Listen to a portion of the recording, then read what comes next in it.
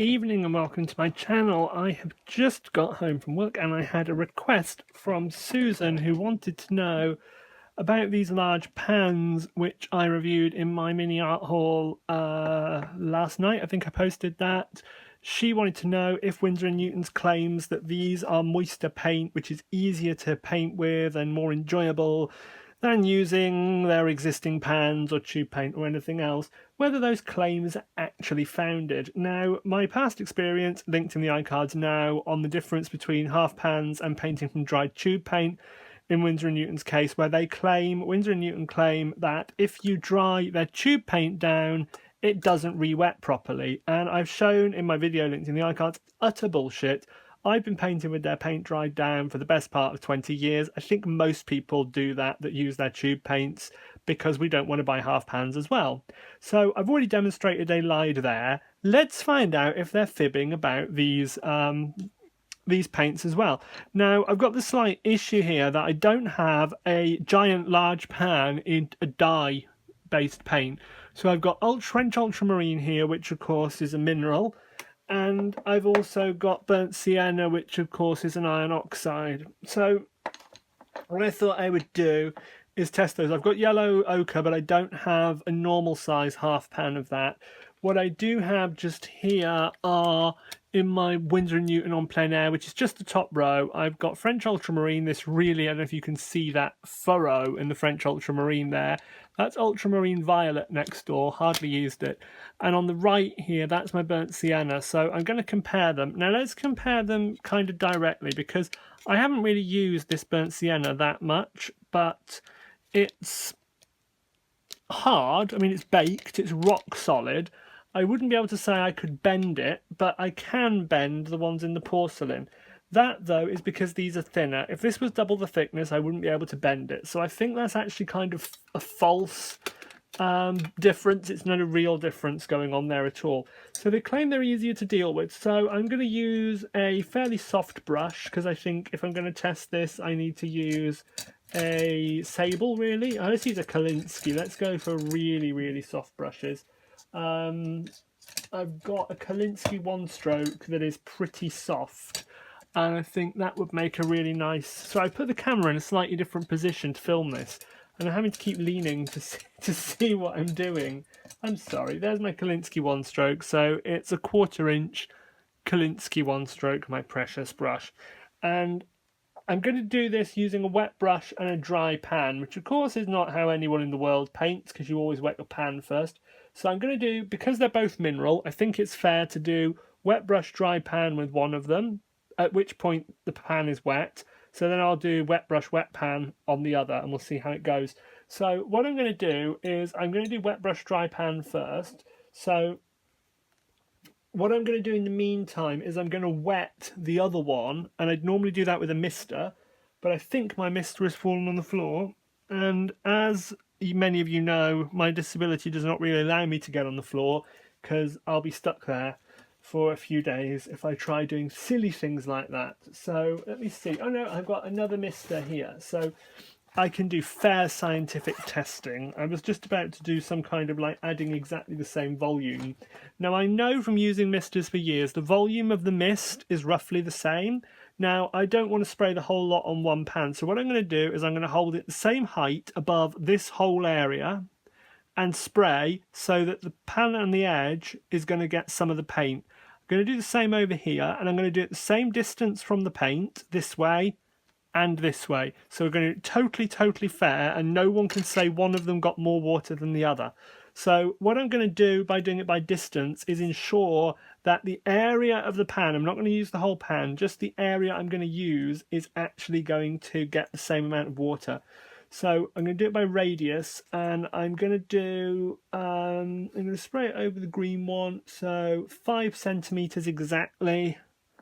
And yeah, I could do the same there, and I'm going to spray it from a height of, sorry I'm using centimeters, most of my audience are in the US, and I've primed that, and I'm going to spray it from a height of exactly 6 inches. Okay, and the pan in question caught some of the water. So again, 5 centimeter radius and a height of 6 inches. And in both cases, the pan or the area of paint that I'm after was 5 centimeters from the epicenter, so 5 centimeters from where the actual spray ejected, so somewhere in the cone of spray. So they should, the corner of this and the whole of this should have received the same amount of paint. Meanwhile, the French Ultramarine here has remained bone dry as it has over here. So let's try traditional pan first with this soft brush, and I'm going to do 1, 2, 3 strokes on a soft brush, and then we'll see how far I can paint that.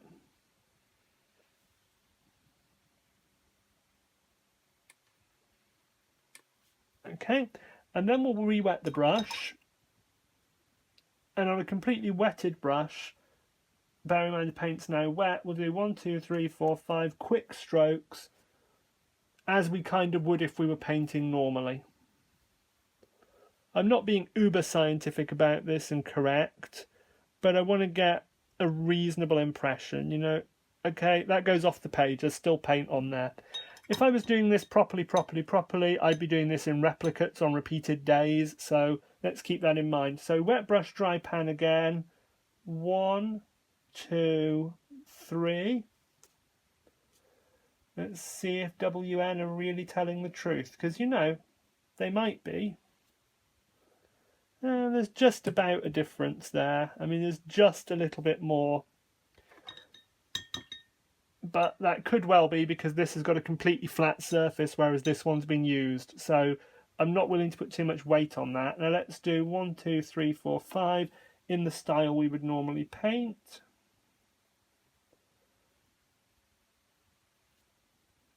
No, I mean, to be honest, there's not much in it, but I think that the already used half pan is giving me more paint. So it's either no difference, or because I've used the other one before, it's slightly better, but I think it's no difference. Those ones that I wetted already should be wet enough by now. So let's do 1, 2, 3 strokes. And obviously I should be doing these at exactly the same time, so they've been wetted in exactly the same way, but I don't think that really matters. Now that one didn't go very far, but we all know that iron oxide pigments, being oxides, are harder to wet. 1, 2, 3. Now that has wetted a little bit more easily, so I would be willing to say that the burnt sienna one does seem to have wetted a little bit better. But again, there's not much in it, and I'll hold these up so you can see them and have a proper look, because I don't think there's much difference. Let's do I've done a few swipes to really get some paint out, and I don't really think that's any different.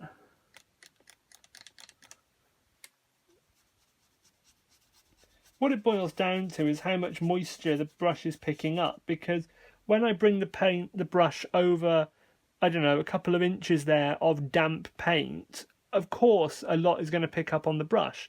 When I wipe it repeatedly over a small area, there just isn't any for the brush to take up. So I don't really think there's a difference. I think Winsor Newton, you're lying again. I'm sorry to say, it's the one thing I hate about this company, is that they make these claims about their paints to make us buy more products. You know, the whole, oh, well, if you use tubes, you can't dry them, so you'll have to buy pans as well.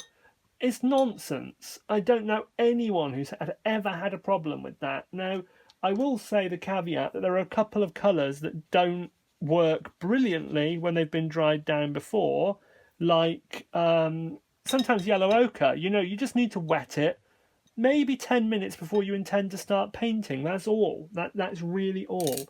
It does not make a difference. Now, I'm sorry if this video is a little bit dull. I haven't put the ceiling light on because I couldn't be bothered. And I'll explain to you the test that I've just kind of done for fun. So you can see here, these are normal half pan, giant pan, wet brush on a dry pan. The paint went about this far and then it kind of blurred out.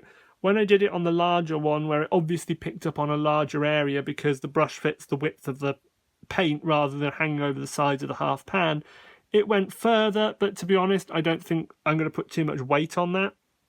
Then I did it again with the already wet paint and the already wet brush, and these are kind of similar. I mean, yeah, okay, this one looks a bit better, but the reason for that is pretty simple.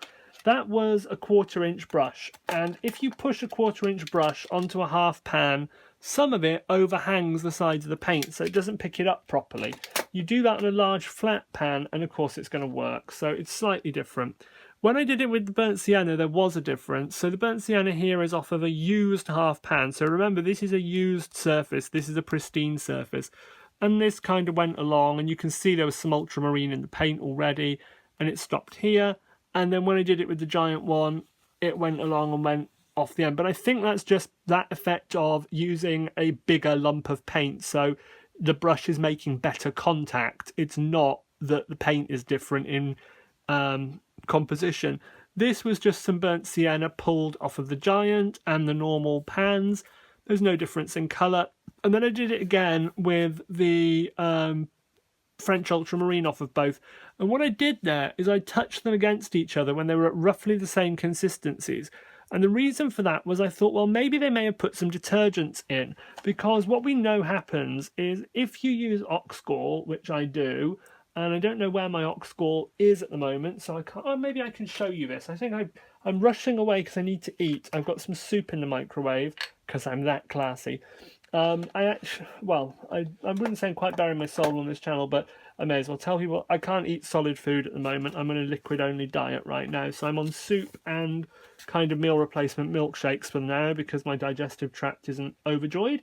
So it is great because it doesn't take long to eat anything. What I will show you is if you take a paint, and we'll do it with 2 colours because it's easier to show you. If we take a bright orange, I'm just using Prima because, you know, it's there, it's cheap, and I make a big puddly blob of paint there. I think you can see that. And what I'm going to do now is make a big puddly blob of green, and I'm going to add some Ochre to that green. And then I'm going to bring them together so you can see what happens when one paint has detergent in it that the other paint doesn't have. So Ochre is a detergent. It's made from bile from cows. It's a byproduct of the food chain, so it doesn't cause slaughter like the fur trade does. And I'm going to communicate those together now. I think the orange is a little bit dry. Let me just pop a bit more on. What will happen, although it won't be immediate, is there'll be a bit of an explosion because the orange paint doesn't contain a detergent, but the green paint does contain a detergent because I've just added some Ochre to it. And Ochre is from bile. It's a natural detergent in the animal, just like in the human, which helps to emulsify fats so that they can be digested. And it helps us with our paints to get them to spread and look beautiful. And I'm going to do a video on Ochre because it's a subject all of its own. I filmed one just after my surgery last month, but honestly, I've got 7 videos I filmed that are just incomprehensible because I was so high on morphine and I really need to redo them. I take oxycodone and diamorphine every day, but I was taking extra morphine on top for breakthrough pain and fentanyl. So I was really hyper.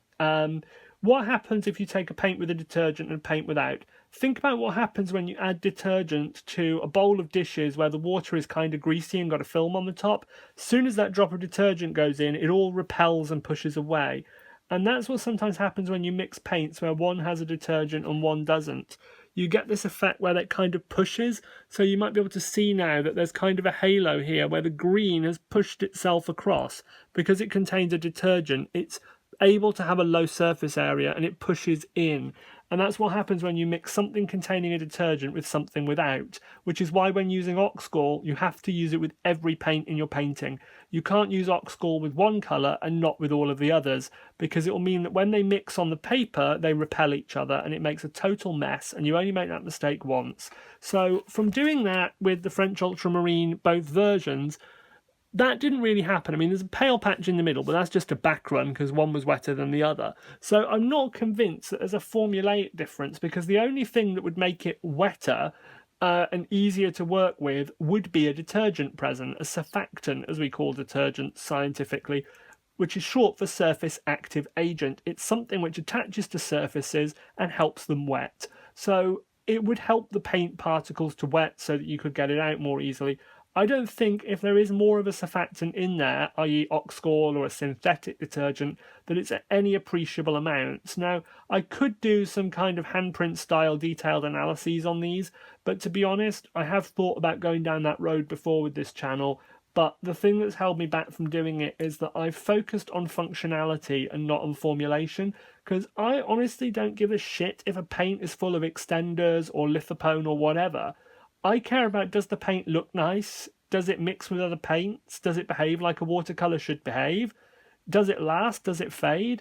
It doesn't matter to me how the manufacturer gets there. The only time that bothers me is when they sell a paint, and I know banged on about Mission Gold loads of times. If you sell a paint as Viridian, but it's actually phthalo green, you need to call it Viridian hue. Otherwise, you are misleading the people that don't realise what the pigment numbers, what PG19 is, and they think they're getting one thing and they're actually getting another. So we have got to be very careful with labelling, and I am adamant product labelling needs to be accurate and legal, and I don't think Mission Gold are quite accurate with their labelling enough for me to like them.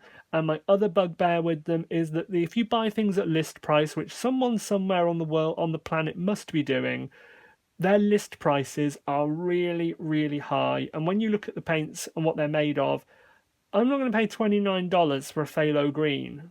Now, $29 for something from Daniel Smith made out of a really rare mineral, maybe, but that's my decision, that's my view on it, and I would never tell people don't buy this product, but I will warn people why I won't buy a product. My view on Winsor & Newton is that whilst I love their products, this is not the first time they've fibbed. They fib about the whole, oh no, our paint's got chemicals in it that evaporate when you dry them, so it won't re-wet properly. It might in theory, but it doesn't in practice. It makes bugger all difference. So I have never found a problem. I have got 100 odd dried down pans I've made myself of Winsor & Newton paint. These studio palettes, like this one, I have 6 on the go now, and I've just bought a 7th one. They're great. They're £10. They're from Frisk. I'll link to them in the description. They are absolutely fantastic for watercolour and gouache. What I would say if you do buy one is clean the mixing area in the middle with detergent really thoroughly before you start, and go over it with something slightly abrasive to just stop the paint beading up quite so much. What I do now, because I've changed the way I work, is I have a porcelain palette that sits in the middle and I mix in that. It's just easier. Or you could divide it into sections with hot melt glue. And my hack with these palettes is the big wells in the corner, which are intended to work like these giant pans really, is I cut those in half with hot melt glue. Tip learned from Lindsay the Frugal Crafter. And that enables me to have an extra 4 colours in each palette.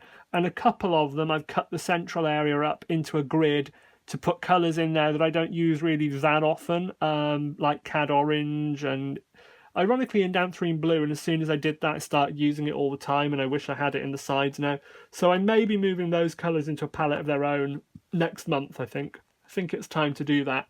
But I have, this amounts to easily over 100 colours. And this Venetian red, and Venetian red is a real bugger for getting wet sometimes. It's sticky, and it's staining my finger because it re-wets just with the moisture on my hand. Cad Scarlet is sticky. The Winsor Red Deep is sticky. And these are not honey-based paints, I haven't painted with that Venetian red in like 3 weeks, but they stay sticky. So I don't think there is any problem with the wettability of the tubes. There is no problem with the wettability of the existing pans or these ones. And what I do think about them making that comment that these wet better than their existing products is kind of like, with Finish dishwasher powder, where they have normal finish, then they have Finish Platinum, and Vanish that you put in the washing machine for your white clothes. There's Vanish, and then there's Vanish Gold, which is like the better version. So why are they still selling the original version if the better version is really that good? Because what they're doing by selling the better one, they're saying, our own original product's actually shit. You need to buy this new improved version. So why keep selling the original? And that's my question for Winsor & Newton. And I'm actually going to tweet this video to Winsor & Newton because I really want them to answer me as to why they continue to sell these tubes and these pans if these are so amazing that they have this different formulation that allows them to wet better and be more fun to paint with. It's just garbage. It's just spin to make people buy more products that they don't necessarily need. And as I've said to several people in the last few weeks, when buying paints, you buy what you need, you don't buy them just because they exist. I bought these because I paint with large brushes, and these are colours that I plough through, and this is going to save me money because buying in bulk is always cheaper. I had the choice of buying like the 30 ml tubes or their humongous tubes of these colours and just putting it into my palettes all the time, but I thought, actually, do you know what? I like using pans for certain colours, and I find burnt sienna and French ultramarine wet really easily in pan form. They're not inconvenient. So having giant pans is great because these pans I pour myself are about the size of 2 full pans. So I can get a brush in there really easily, whereas I can't do that quite so easily with a half pan. So these have solved my problem and they're fantastic. But don't buy them just because they exist or because you see them on sale somewhere. They're not special, they're not new, and I really don't think that they are worth spending a fortune on. They are worth it if you see them on discount and it's a colour you use in your studio, not out in public somewhere, because you can't take these with you very easily. And if you use large brushes, they are even better. Okay, so that's my recommendation on them. What I would also say is that you could use them by taking them and cutting them into slices with a razor, and then using gum arabic to stick them into like the lid of an Altoids box or something. And I've seen Peter Sheila, who's an urban sketcher who is fantastic.